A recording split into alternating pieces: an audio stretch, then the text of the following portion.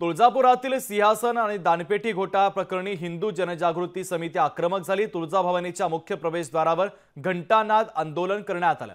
मंदिरामध्ये झालेल्या भ्रष्टाचाराचे गुन्हे दाखल करण्याची मागणी आता त्यांनी केलेली आहे। घंटानाद आंदोलन प्रवेशद्वारावर करण्यात आलं। हिंदू जनजागृती समिती आता आक्रमक झालेली आहे।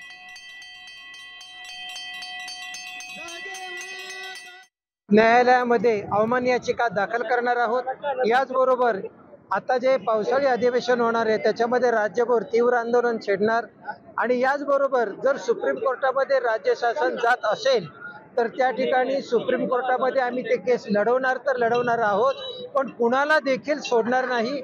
आणि या ठिकाणी त्यांचे गुन्हे महाराष्ट्र शासनानेच निश्चित केलेले आहेत। उलट तर सर्वोच्च न्यायालयामध्ये त्यांना अधिक तीव्र प्रकारचे गुन्हे दाखल होतील याची खात्री आम्ही देतो।